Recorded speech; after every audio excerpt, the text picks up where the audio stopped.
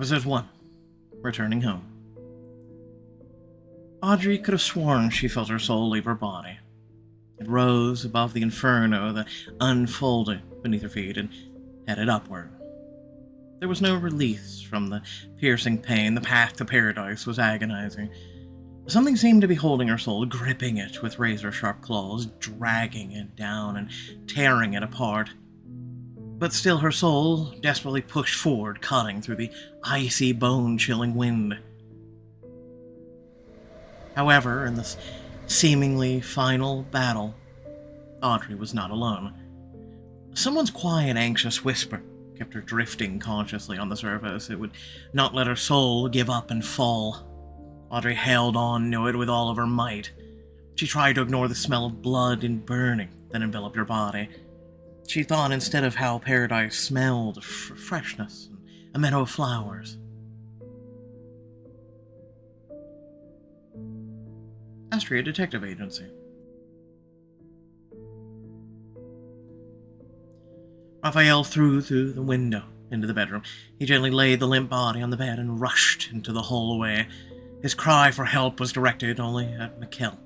The call, unfamiliar to the walls of Astrea, was answered by all the inhabitants of the house. They crowded around the evaluator's bed and allowed themselves to be confused for a moment.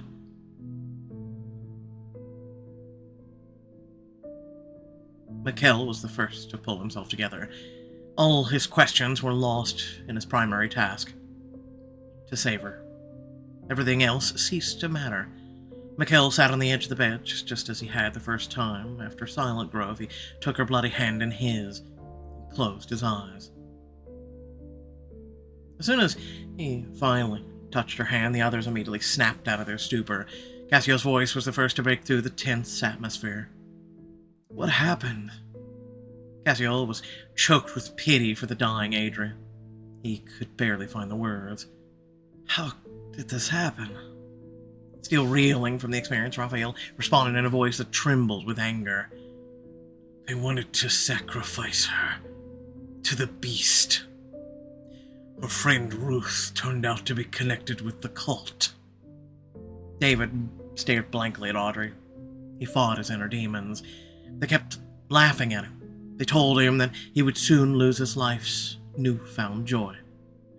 He would lose it because he dared to reject his nature and let fate take over.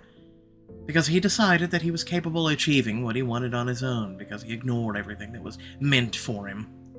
David stood motionless next to the bed. He tried to find hope in Mikkel's frozen face, but the boss only tightened his grip on Audrey's hand. The demons won, and David's eyes filled with blood. Driven by their voices, he rushed to the door. Where was she? David pinned Raphael against the wall and stared intently into his eyes. Is this what matters now? The hum of anxious conversations was interrupted by a heavy and unusual nervous voice. Everyone out. Out of habit, no one questioned the boss's orders. They were never given out of mere whim or annoyance. All three employees looked at Audrey with eyes full of emotion. Then they disappeared behind the door. Once alone with the dying woman, Mikkel allowed himself a sigh. His chest heaved with effort. His next sentence held a weight that he wanted to share with everyone, but didn't dare. I can't hear her. If any of his colleagues would see Mikkel now, they would be able to easily read all of his thoughts. They were reflected so clearly in his face. He touched her wrist. He stood there motionless for several long minutes. It was as if he had stopped breathing too. He stared intensely into the dark distance. He frowned and tightened his grip. Something was clearly wrong. Audrey, please fight. Don't leave us. Imbued with sincere despair, the phrase cut through the silence of the room like a thunderclap. Audrey shuddered and Mikkel stirred in response. His gaze grew sharp as it swept over her. And one by one, the wounds on her body started to heal.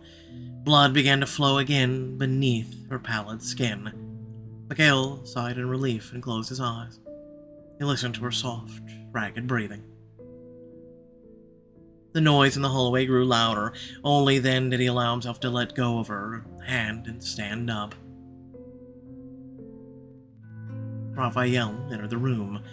He silently approached the bed and looked at Mikkel. We need to get her changed. She mustn't wake up in this.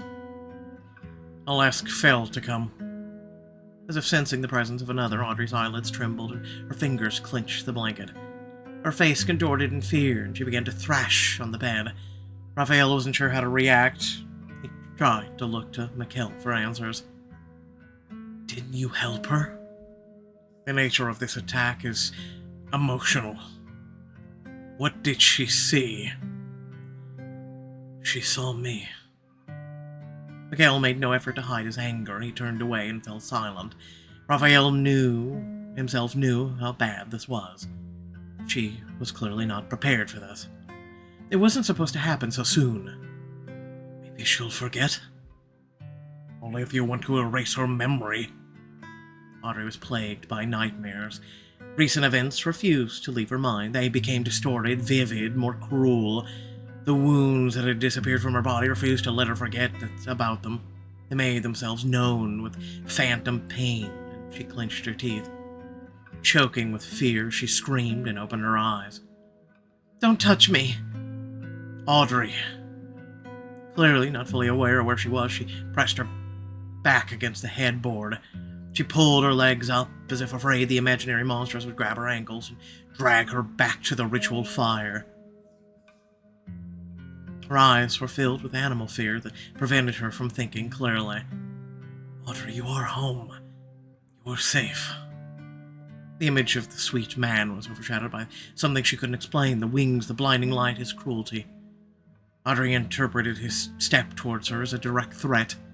She held out her trembling hand in defense. What do they want from me? Scream or beg? Beg. Please don't come near me.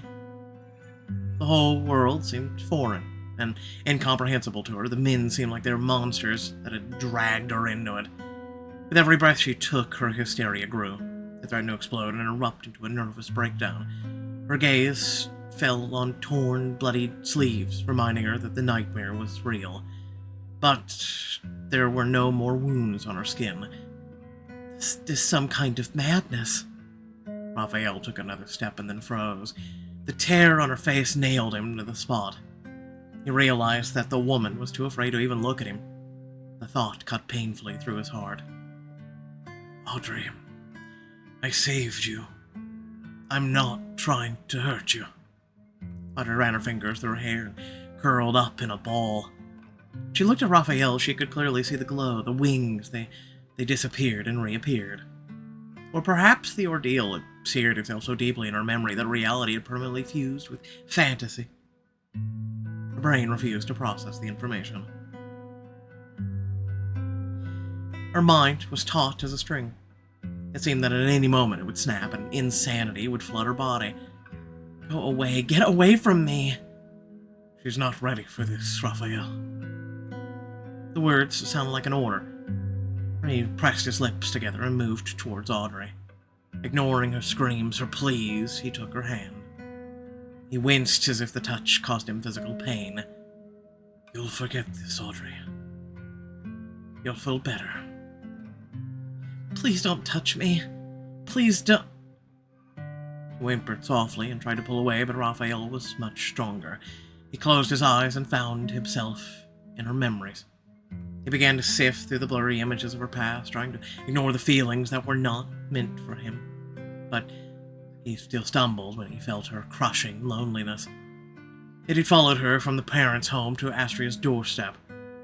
And here, unexpectedly for her, it began to dissolve into hope. His conscience pushed him from the place he had so treacherously invaded. Pressing his lips together, Raphael ran through her memory a little faster. Finally, he reached the church that had filled her with an unspeakable horror. He saw himself through her eyes. He saw the monster that hovered beneath the high arches and scorched mere mortals with white light. He tried to erase the memory as gently as possible. The struggle lasted no more than a few seconds. Audrey fell silent, closed her eyes, and fell asleep. I hope we're doing the right thing. He clenched his fist, he closed his eyes as if to erase what he had seen from his own memory. He wanted to rip the skin off the hands that dared to hurt her. He was sickened by what he had to do. He was sickened by himself. But most of all, he was tormented by the new feelings that Audrey now had for him. Her mind would have broken. She needs time. Raphael said nothing. He left the room. Now we all have to act differently. Mikhail processed the unpleasant scene. He too did not recover right away. After a few minutes, he called Fel and asked her to come over. The evaluator had been through so much stress she needed to be prepared for her awakening. He realized that there was nothing more for him to do here, but he stayed anyway. He stood frozen beside Audrey, lost in his thoughts. I'm so sorry, Audrey. I'm so sorry. He stood there for a little while longer, stepped out into the hallway.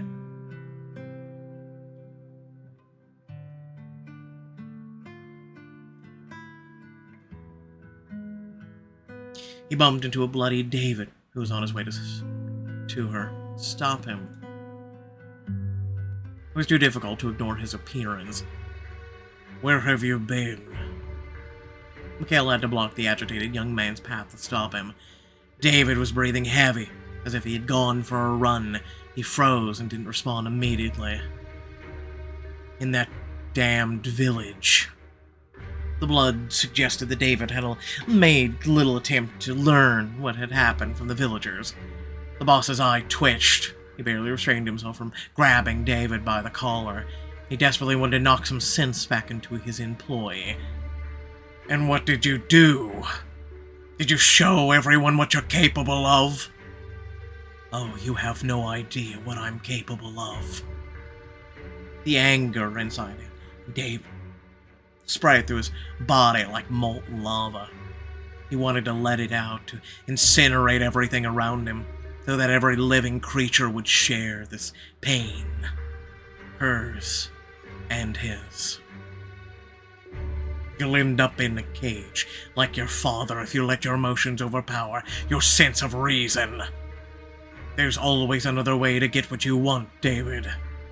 You don't have to act impulsively every time something goes wrong.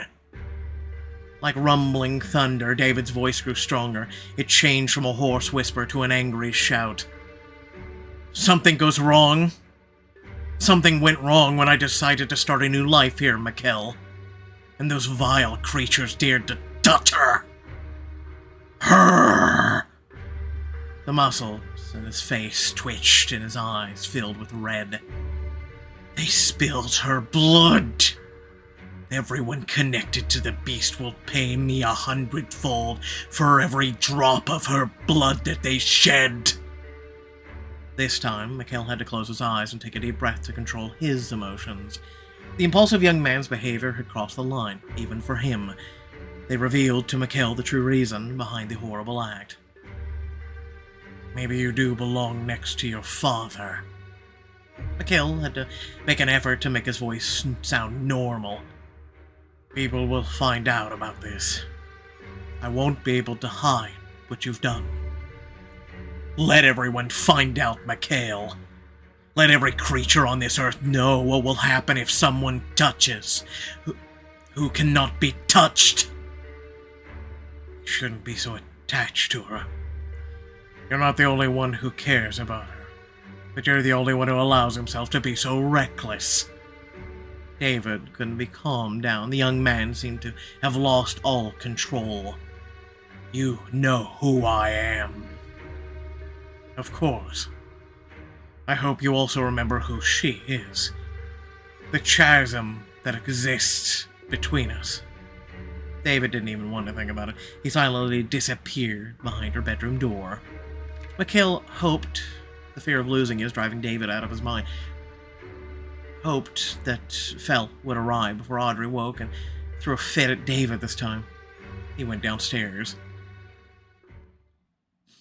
I want to know what David is, please. Thank you. After everything his subordinates had done, it was only a matter of time before the higher-ups came down to Astrea.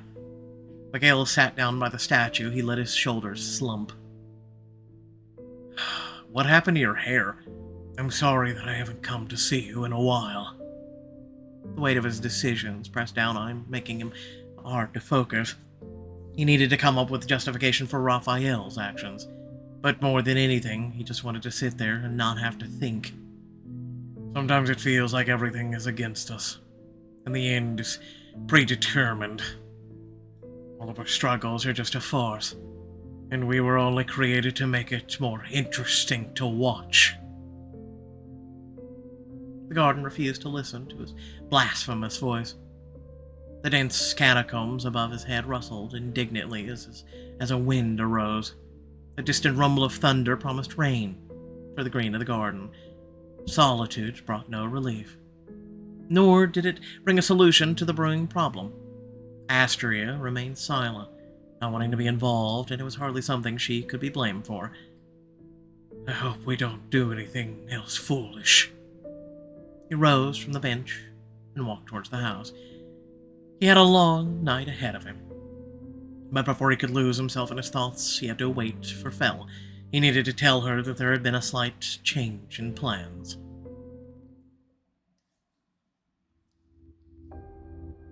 Audrey woke up at a river in the middle of a dead forest. She stood knee-deep in the murky water. She trembled and gulped the icy air with numb lips. What the hell? She tried to reach the shore, but none of her movements brought her any closer. Her feet were stuck in the soft mud, and every step was difficult. What have you done? What have they done to you, poor little mouse? They've so shamelessly rearranged things in your head. Audrey tried to find the source of the voice. It sounded very close, like it was coming from somewhere inside of her. Did you trust them so much that you opened the doors to yourself? Who's there? It's time to get out, Audrey. She couldn't take another step. The soft ground pulled her in deeper. The water rose above her knees. I can't. Maybe you don't want to? Have you become so attached to Astrea? To Astrea? All that mattered to Audrey at the moment was the river and the rising water. Let me show you their true faces, shall I? Audrey didn't understand what the agency had to do with her immediate problem. She became more and more nervous. Is that really the right time for this? Alright, show me. How marvelous. Which colleague would you like to hear about? David. David. There are more voices in his head than all of your patients combined. 72 voices to be precise. David's a demon. I bet you he's a demon. Inherited from his father. Quite a legacy, isn't it? He's of sound mind. Like, you like complicated guys, don't you? You don't get bored with him. Though you might have to sleep with a dagger under your pillow. You'll never know whose eyes he'll be looking at you with in the morning, right? What is this voice trying to achieve? Tell me about Mikhail, why not? Mikhail? Honest and fair. Do you know what his right and wrong decisions are measured by? Bodies. No one is as cold-blooded in their calculations as Mikhail. To him, lives are just numbers in a report. What nonsense. Tell me about Raphael. Ah, Raphael. He's mine. Audrey, hands off. He has my gift hidden within him. A gift his father is so eager to pass on. He tore open his chest, placed the message inside, and hastily stitched it back up. No wonder Raphael's heart is always bleeding, isn't it? His father could have found other options, but he chose this one. A truly exemplary form of cruelty. It's worthy of admiration. Oh, and mind your eyes when you look at him. The mocking phrase seemed to remind her of something, but the thought quickly slipped away. Tell me about Cassiel. Cassiel would be glorious to have that knight on my side. It would be great to make him my lapdog, to have him serve me as he serves Mikkel without much enthusiasm. Woe to the one he wants to save with all of his heart. Perhaps it's because he was taught to kill and nothing else. Anyway, enough talk. They must be waiting for you. Waiting? Where? Isn't this a dream? Of course it's a dream, Audrey. What else could it be? Those men are playing unfairly. That's why I'm here. And that's why I want you to see how much blood is on their hands. The river bubbled slowly. Look, Audrey. Look. The murky water turned red. Her nose was struck by the metallic smell mixed with the stench of decay. The river frothed, overflowed, engulfed.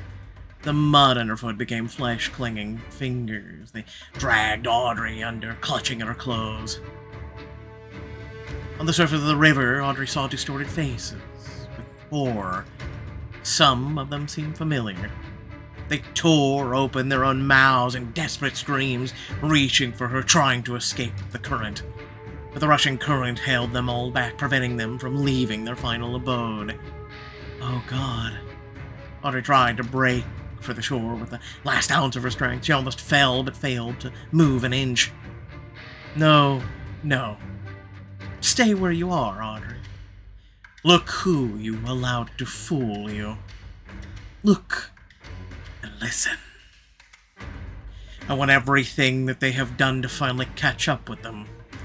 No one believes in them anymore because they've lost their faith themselves. Let the blood spill from the river banks and flood the sky. Let them all drown in it, Audrey. They've turned our world into a dying creature. Its belly has been ripped open and writhes in pain. All of its entrails have spilled out onto the ground and have long since rotted. It's time to finally show mercy and put an end to this creature. And make way for a new one. For a new world. The sky above her howled, and burning stars began to fall to the ground. And as Audrey watched in horror, the bloody water closed over her head. Her awakening was too sudden and too painful. She gasped and coughed. For the first minute, she fought off invisible hands and tangled herself in the blanket. And then she froze, paralyzed with fear. It was just a dream. Just a dream. There was a metallic taste in her mouth. A throbbing headache swelled in her skull. Images had plagued her mind in nightmares all night long. They still flickered before her eyes. She dreamed of the beast and its followers. Alive, dead, blind, seeing, they all tried to drag her to the riverbed. And she also dreamed of her colleagues. Raphael, cruel, ruthless, burning everyone in his path. David, with a wild, fiery eyes and dozens of creatures behind him. Cassiel, plated in armor, knee-deep in blood, holding giant-fanged dogs on a chain. And Mikkel, seated proudly atop a mountain of corpses. How did I end up home? What happened? Audrey felt as if she had been gutted, leaving a huge bleeding wound inside of her. The last thing she remembered was Ruth's faint smile and their quiet walk to the village. And then a looming void. Black and bottomless. Some horrible things had happened to them and were now buried in the pit. She knew that for sure. Something happened, something terrible. And my memory is protecting me. Just like it protected Oscar from what he saw in the basement. What could have shaken me so much? Some kind of veil seemed to have fallen from her overnight. It had once shielded her from the unnecessary questions, and now she was so very afraid. All of her thoughts were consumed by one single desire to hide. Audrey was trembling all over. She blankly stared at the wall and tried to remember something, anything. What scared me so much? But when the door handle slowly turned, she realized that she was afraid of the inhabitants of this house. Audrey. Audrey exhaled nervously and raggedly, barely holding back her tears.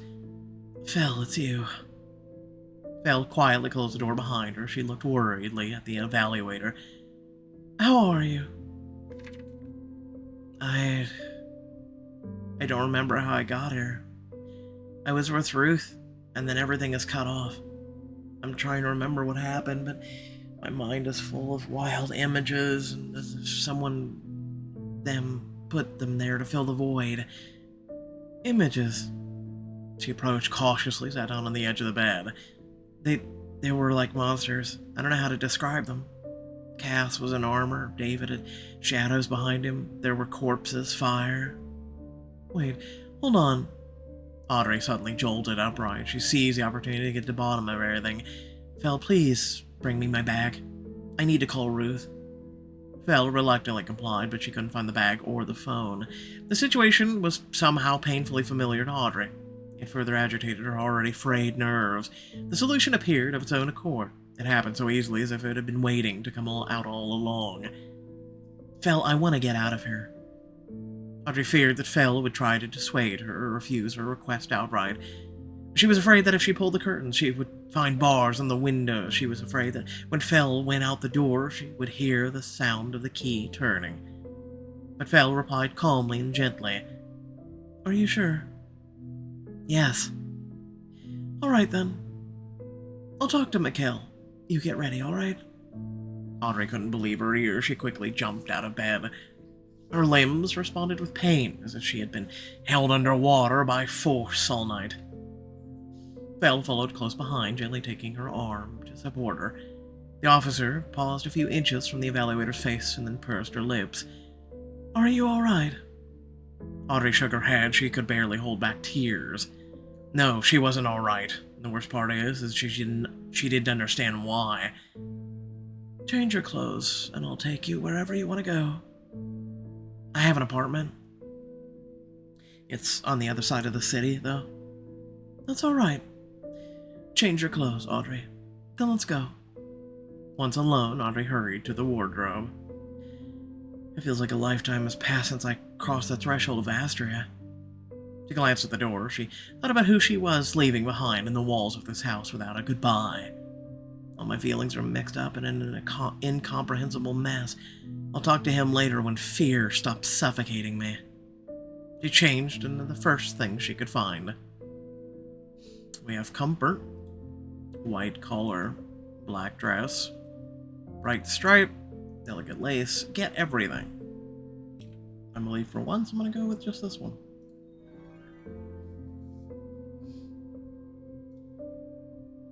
I'll fix my hair too.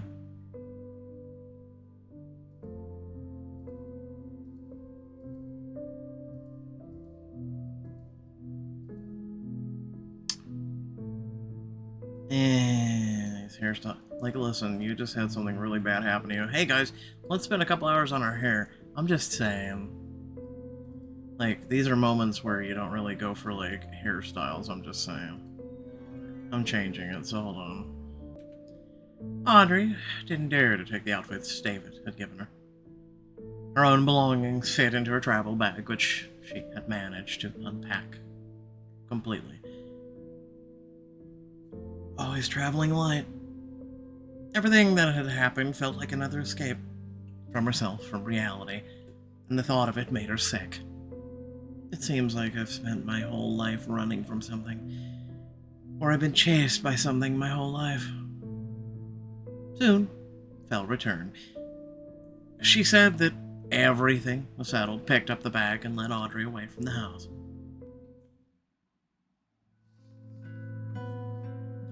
In the apartment. The first thing Audrey did was buy a new phone. As soon as Phil left her, she tried to call Ruth, but her friend didn't answer her texts or calls. She couldn't not remember Ruth's new address. The only mention of it was in her old phone. I don't like any of this. after a day of anxious attempts Audrey called of their mutual friends. It turned out that Ruth had stopped keeping in touch with anyone but Audrey after college. This news spurred Audrey to act more decisively. She contacted the taxi service and then asked to be connected with the driver who had filled the order placed with her phone number. The dispatcher was a friendly woman who promised to call her back. Once again, the apartment was filled with thick, oppressive anticipation. They can try to restore her text messages. Audrey spent hours trying to recover the lost data. She didn't even notice the day passed.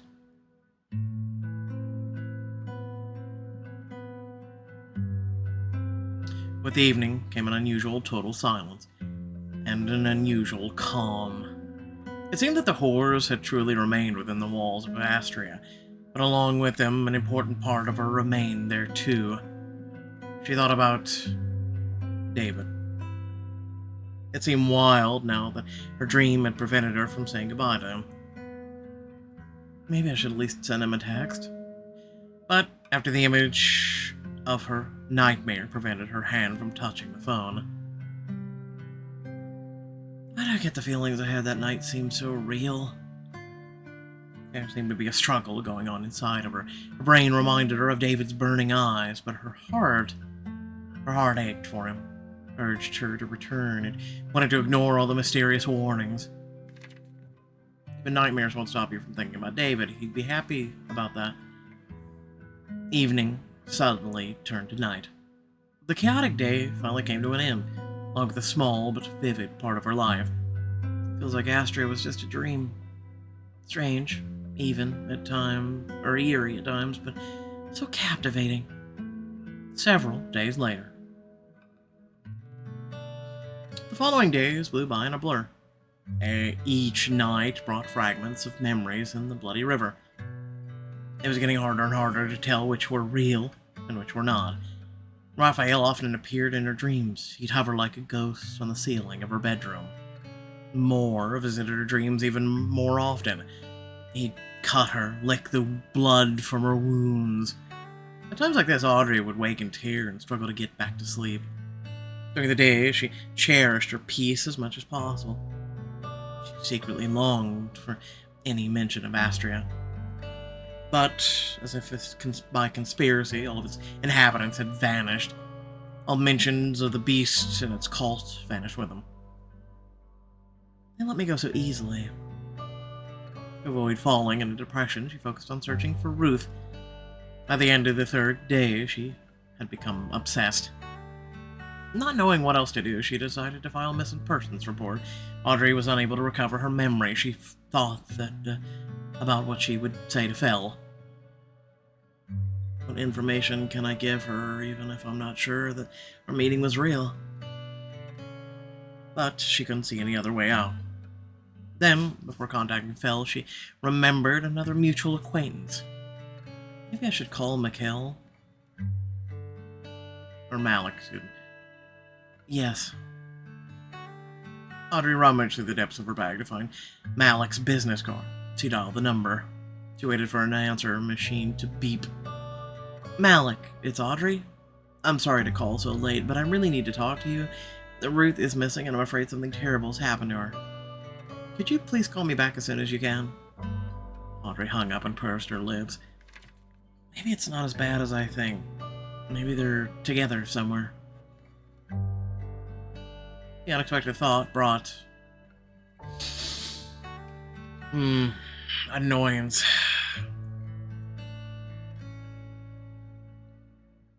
She couldn't stifle the strange feeling.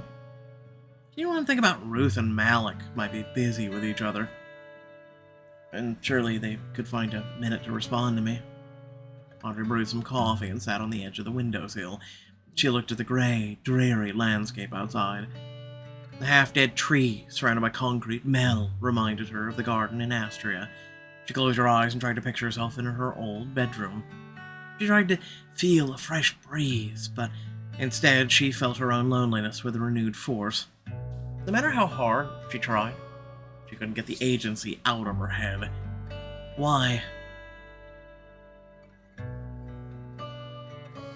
Do I want to go back? Do I want to figure out what happened? I need to think about this one for a second. And I sat thinking about this and trying to put myself in their perspective, and I want to figure out what happened. They know a lot more than they let on. Their secrets are driving me crazy, and the lack of closure is pulling me back. Anyway, I have to move on. My thoughts about the future were interrupted by a phone call. The unfamiliar number turned out to be the taxi driver's. The man apologized for the long wait, nervously asked why she needed the information about the village. He asked if she had been in touch with the police. The driver complained that he had spent too much time at the station because of her. Audrey didn't know what he was getting at. She managed to get the address from him and nervously said goodbye. The driver's mood rubbed off on her and her hands trembled. If something bad happened, something the police knew about, wouldn't Fell have told me? Audrey berated herself for not reading the news sooner, all to protect her fragile mental health. She opened her browser application. She typed in the name of the village and her breath caught in her throat. The news was on the front page of every single news website. The headline roared across the country. The most mysterious massacre in history. All the residents of the burned-down village were cruelly blinded and brutally murdered. 1,000 bodies found, dozens of residents still missing. Police have asked anyone with information about the incident to come forward.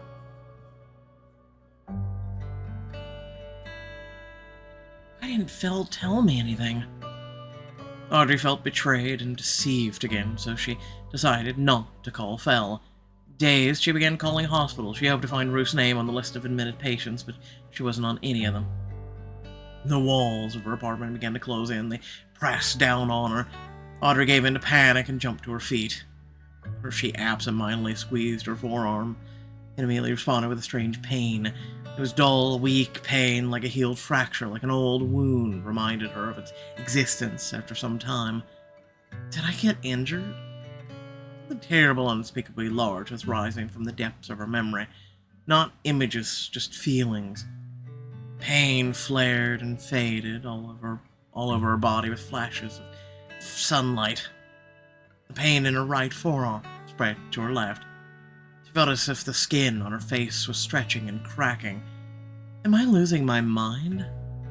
Pain, with no apparent source, consumed her with hysteria. She wanted to rip off her skin and run away. Again. But this time from herself. This will never end. Audrey burst out of the building. She breathed in the cold air greedily.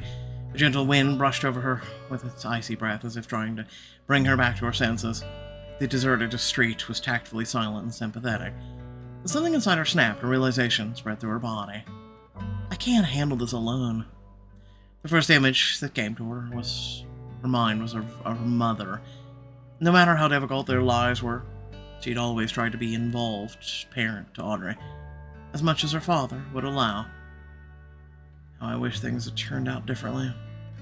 As if hearing her unspoken plea, the universe decided to grant her some company. A short man emerged from an alley and shuffled in her direction. Audrey's entire body tensed. She stepped out of the way to let the passerby through, but he stopped in front of her. He stared silently into her eyes and moved his hands, which were hidden in his pockets. Stay calm. It seemed that her mind was simply tired of being afraid. It had finally accepted reality that she would never be safe. The world is turned upside down, and my mind is starting to turn with it. Her voice sounded surprisingly calm and steady. What do you want? Money. This is an occult member, a demon, a monster, it's just a mugger. Audrey was almost in tears of relief. She reached for her pockets. She realized that she didn't have her wallet with her. Not only that, but she didn't even lock the door to her apartment when she left. I don't have any money on me. Her relief quickly evaporated when the man grabbed her shoulder roughly, dragged her towards the alley. Audrey squeaked in surprise. She prepared to resist as much as she could. Don't you dare scream. There was no time for Audrey to realize the gravity of the situation. The tense atmosphere was interrupted by a soft, weary voice. Get away from her. The hapless robber proved to be surprisingly wise. He didn't need to be told twice. Audrey didn't even bother to look where he was going. All her attention was focused on Cassiel, who had appeared out of nowhere. Let's go inside, Audrey. We need to talk.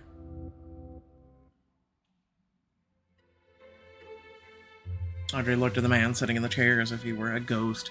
She fought the urge to make sure he was real. She wanted to poke him with her finger, but he probably wouldn't appreciate that. You're about to burn a hole in me with that stare of yours. How did you end up here? Were you following me? I was watching over you. Audrey didn't even know how to react to this information, so she asked a less important question. Why? You of all people. Not just me, all of us. We take turns watching over you. Cassio interlocked his fingers and began to look around her apartment. Nice little place. Audrey didn't go along with his attempt to change the subject. She continued her interrogation. What do you mean, watching over? Is that even legal? Did you really think that we would just leave you alone after everything that happened? Yes, Mikkel made it clear to everyone that your nerves were frayed and you needed to calm down. But the cultists are not going to give you a break. Calm down? Do you think I'm overreacting or something? I really hope not. I'm not good at calming people down when they're being irrational. Oh my god. Bro, you're out of touch. Read the room. Cassio didn't let her pursue the topic any further. Instead, he said in a much softer tone, It's a shame that you're having this conversation with me, and not someone else. Mikkel would have handled this much better, but since I'm here... He stumbled over his words, and he finally squeezed them out succulently. Come back. Heart skipped a treacherous beat. Audrey barely held back the urge to agree, but she shook her head. I can't. I'm losing my mind in that house. Well, maybe I can answer the questions that have been troubling you.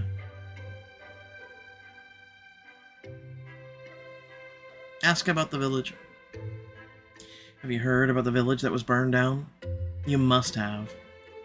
Yes. I was there, but I don't remember what happened to me. How did I get home? Where's Ruth? Raphael saved you from the fire. I don't know where your friend is. What you saw likely shocked you, and your brain decided to protect you. You're the doctor, not me. Surely that's a scientific explanation for this. What was Raphael doing there? Cassio sighed heavily and brushed her off her question. Maybe you should ask him yourself. This is true. Fine. I can try asking about the cult. I haven't encountered any cult followers since I left. Yes, they often appear in my dreams, but no one knocks on my door. Do you think we made it all up? Some drunk nearly killed you, and you still doubt the reality of the danger? But he clearly wasn't a follower of the beast. Audrey, maybe you didn't hear me, but we're watching over you. If we really decide to leave you alone, you'll definitely run into your old acquaintances. I wouldn't want that. Honestly, I left because I was scared. Of us? Yes. Audrey saw no point in lying. She decided to lay all of her cards on the table. You've been haunting my dreams. At night, I see a bloody river. I hear a voice that says it's your doing. I dream about the followers of the beast. A bloody river. A river and a sky all in blood. And you were all in there in strange forms. At night, there seem to be your true faces. I know it sounds strange, but I couldn't stay near you that morning. He seemed to understand. He nodded slowly and offered a solution. Well, we'll help you remember everything that happened. Little by little. Alright? Alright. Audrey realized that Cassiel was waiting on a response. She tried to buy some more time. Maybe I can talk to him about more.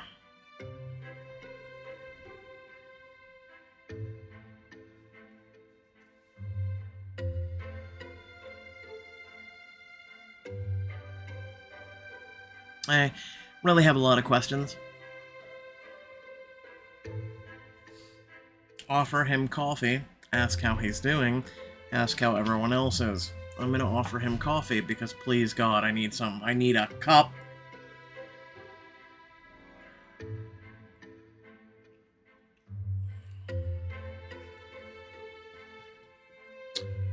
Good man. Black, much like my soul.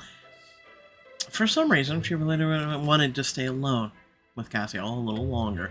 Somehow he didn't rush her or demand a quick decision. Maybe he'd like some coffee. He nodded and tried to adopt a more relaxed posture. He fidgeted in a not-so-comfortable chair and put his hands on his knees. Then he clasped them together again. It looked awkward. He could use a massage and a vacation. As she prepared the drink, she felt his thoughtful gaze on her back. She tried to think of what to ask and how to start the conversation.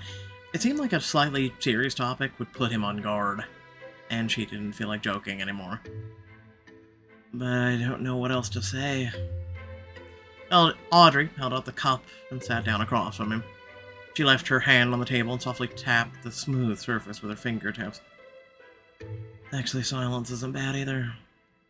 But Cassiel suddenly broke the silence himself. You really scared us all. When I left? He slowly sipped his hot coffee before answering. Yes. When you left. I thought I'd never see you again. And that thought hasn't left my mind since. I wanted to remind him that they had her phone number and apparently her address, but she remained silent. It seemed like Cassiel wasn't talking about that at all. I'm not so easy to get rid of. I wish I could believe that. Audrey was unsure how to respond. She looked into his melancholy eyes. She tried to understand what he meant. You're certainly stronger than I thought.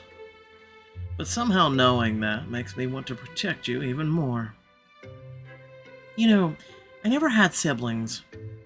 Sometimes you annoy me so much that I can't help but be glad I was only a child, but sometimes I think it wouldn't have been so bad to have someone else who cares about you.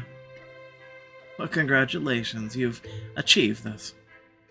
I actually got sick of your annex sometimes.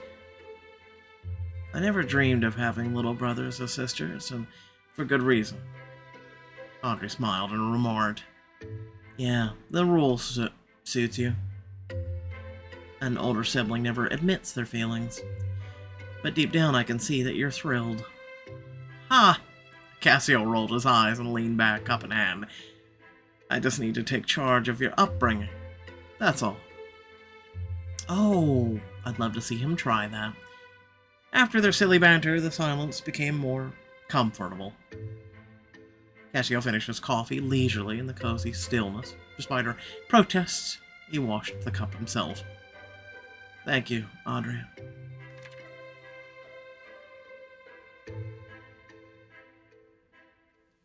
Ask how everyone else is doing. I'm gonna take me another sip of my coffee.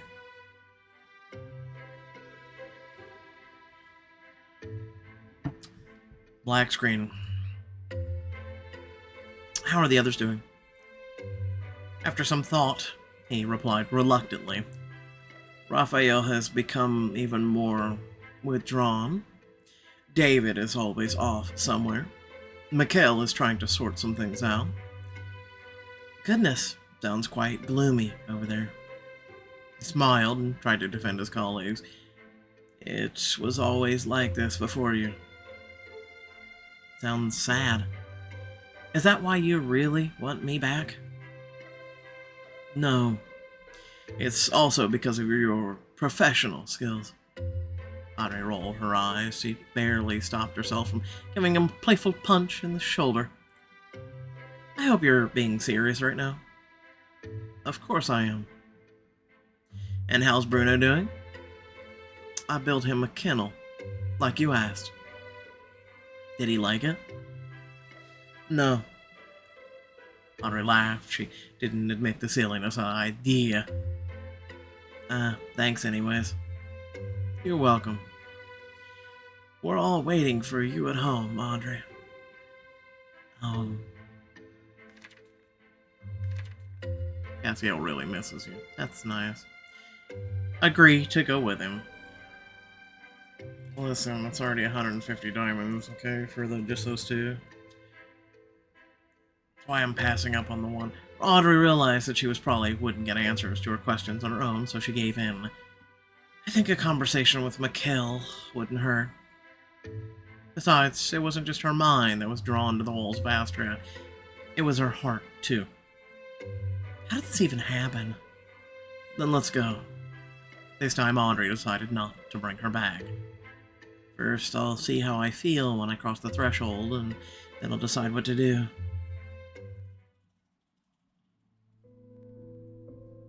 Audrey looked at the gloomy mansion. She hesitated, just like the first day. She barely forced herself to take a step. I'll figure it out. I'll find out what's real in my dreams and what's fantasy. I'll talk to Raphael. She swallowed her fear and tried to calm her pounding heart. At least I'll try to talk to him. Audrey wrestled a growing anxiety and kept her head down.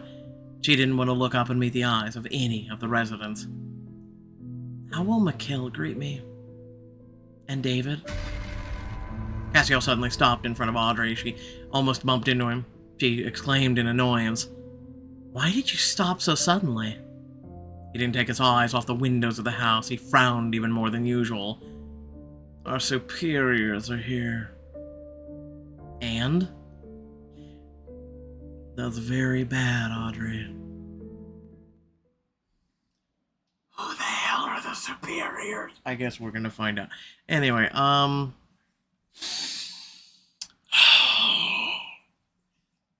gonna go. I want to give it a 4, but then I want to give it a 5. I give it a 5, and we'll talk about it. So, first, 1 to faith, 3 to skepticism, 1 to reputation. Let's get those diamonds. Alrighty then. So, next up is episode 2. So, long story short is, I can't play it, no matter how hard I want to. So, we will find out what the superiors are in the end of September, which is a month away, provided that RC actually does put out the episode.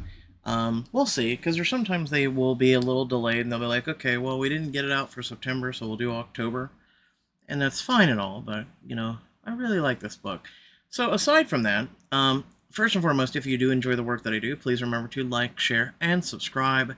Head down description, plenty of things to check out there. Ways to support, be greatly appreciated. And then there's also the join thanks features on the channel. So, aside from that,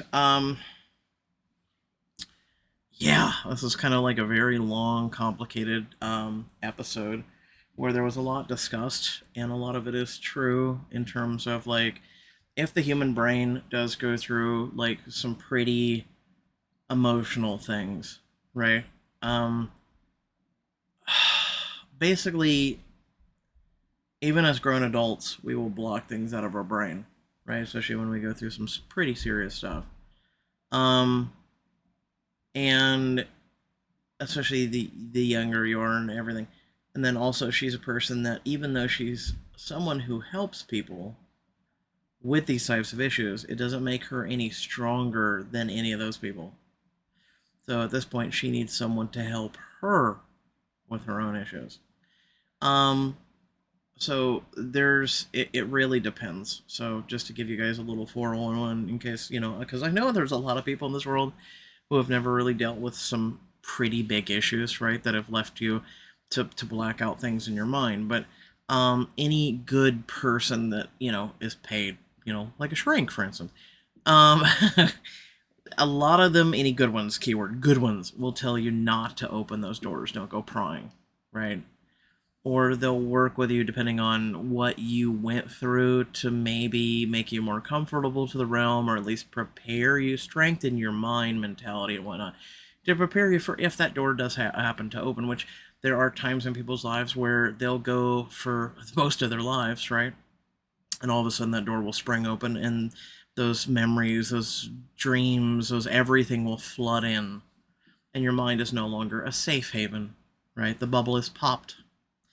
And those are people who typically will actually lose their mind, when you slam that door open. And it does suck for people who do go through a lot of issues. So yeah, I'm a person that, unfortunately, I don't know why, but my brain never did such a thing. Clearly, I'm of sound mind, right? But I'm basically, you can't spell broken without okay, and that's a saying that I constantly use when people go, "How are you?" Um, so you can't spell broken without okay, okay. Um, so as for it's very interesting because we don't know what Mikhail is, right? That's the one thing that I would like to know. We know Raphael's probably like an angel or something. Cassiel is interesting. I wouldn't mind finding more about him. David, I think, is a demon. Like, if I'm not mistaken, he's probably a demon. Uh, yeah, I'm gonna go with that. So you've got people that are working together. If you're a fan of Supernatural, kind of like that, right? Something like that, where angels and demons and all these people are working together, and they kind of like keep the balance slash protect the order on the planet, I guess, without trying to go to like a level which would raise awareness for one side or the other, right? They try and keep a low profile. David and Raphael weren't keeping a low profile, right? And so thus they were trying to not use their powers, I'm assuming, and things like that. So, and unfortunately David and Raphael didn't cover themselves. So basically, they didn't suppress their powers or whatnot.